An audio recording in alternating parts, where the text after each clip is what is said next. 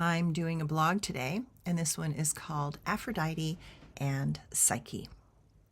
Many years ago, like 40 years ago, I read the 3 books by Robert Johnson, He, She, and We. These books profoundly changed my understanding around the constructs of the masculine and feminine archetypes in this reality. In this book, She, it is the narrative about the feminine psyche and the process of maturation that is necessary for a woman to come fully into her power. This book explores the internal archetypes of the feminine. It explains how Aphrodite emerged from the ocean's depth and mysteries, that the feminine is born from the powerful unconsciousness that is in life, and that in of itself can be overwhelming and present specific obstacles to each woman when they are bonded to such a powerful primordial force such as the ocean. She is the reminder that deep within each woman emanates a powerful and intuitive consciousness that is constantly yet subtly shaping events in our world. Aphrodite is the wild force of womanhood that holds such a compelling command that is supposed to be revered because it evokes awe and trepidation.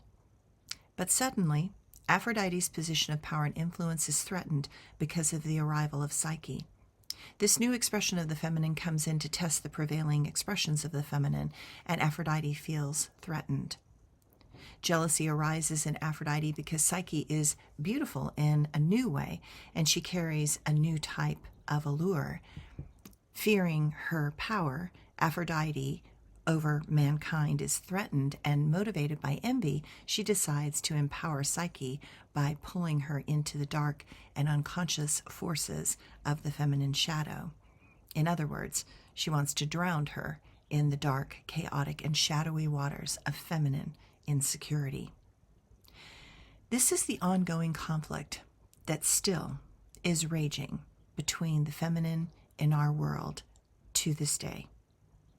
It illuminates clearly the powerful hesitancy of the archetypal feminine to accept change.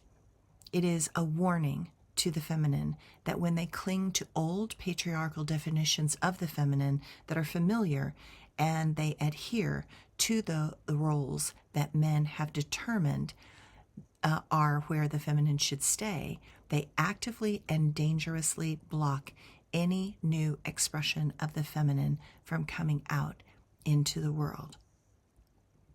Aphrodite resists that change. She wants to keep her power by playing out the familiar models that she is quite skilled at. She is at ease with the patterns and the old societal norms and frameworks. She wants comfort and to be cared for. She sees her role as a preserver of life and a stabilizer for society. Psyche's role is about how the feminine tries to interact and merge with the masculine archetype. In the book, the masculine is represented by Eros. Psyche's role is to look at and objectively figure out how to observe the roles of the feminine in the union of marriage. This becomes a complicated dance of joy and destruction because Eros presents doorways to that sensual and sexual persona for Psyche, but requires her to pass certain tests that are masculine tests. Her process of attempting to navigate those tests is the journey of how the feminine tries to mold herself into the masculine model, but then recognizes that such a model is impossible for a woman to accomplish, and that in turn causes her to collapse into despair and hopelessness. It shows that the process of feminine awakening requires the feminine to recognize that she is incapable of doing things in the patriarchal way, and that somehow she will have to find a path that is more organic to her own nature and more honest to the empowering of her own feminine powers. The moment she owns that and realizes that the feminine path will never look like the masculine path, that is when she begins to awaken and believe in herself, her own ingenuity, and her own intuitive powers. She embraces the potent power of beauty and sensuality. She refuses to be small, to make men comfortable. She owns her own divine feminine and learns to channel that feminine into forms that will allow her to appear as if she is working within the structure and format given by Eros, but knows that she is so very much more than all of that. The author, Robert Johnson, shows brilliantly the conflicts that women face in finding how to merge with a male-dominated society. That society promises safety, security, and fulfillment, but it demands tremendous concessions. Because in those roles that they demand from the feminine, Psyche clearly sees the expectations and terrible limitations as well. Eros represents the husband and how the masculine archetype expresses the dual nature of love. The masculine is that sacred unicorn that promises to carry a woman into the magical domains of ecstasy and to transform her old identity into a more sacred sense of self. But his subconscious intention is to show her and force her to acknowledge that she has personal limitations, but those limitations were placed on her by the masculine in order to control the chaotic and powerful flow of the feminine. Eros wants to make her collapse into despair, but instead she discovers her own strength. He wants her to adopt his ways and mold herself to the distortions and damage that the masculine has encountered, and demand that the feminine is supposed to heal the masculine by giving him what he thinks he needs and wants. But instead, she discovers that the greatest power of the feminine is not in placating men's desires, but it keeps men boys that never grow up.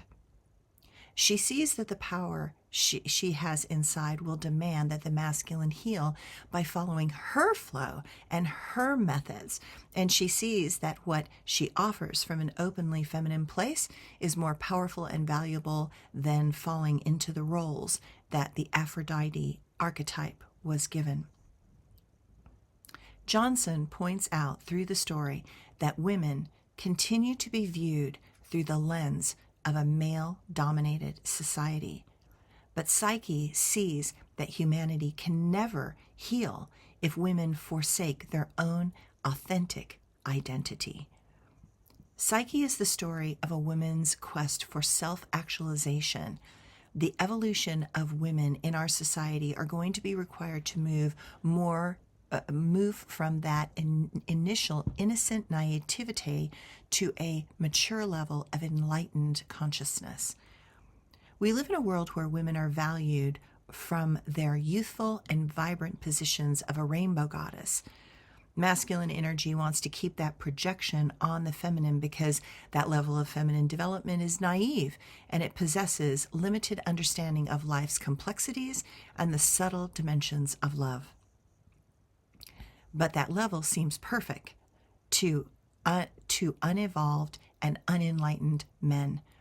It is a pattern that they get to control the feminine powers and direct it in the ways that they want without regard to what the more evolving feminine actually desires and requires.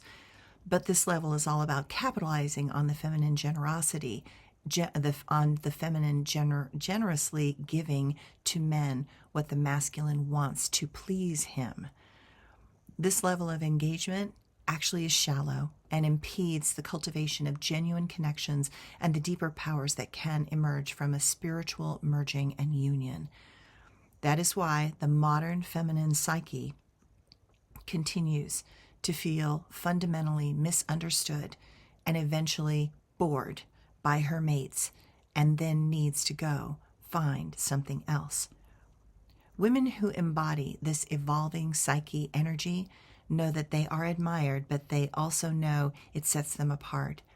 If you are a woman that is admired from a distance, but know that the reason for that is that others are unable to truly see or engage with you on an intimate level that is authentic and deep, you are trying to allow your psyche energy to emerge.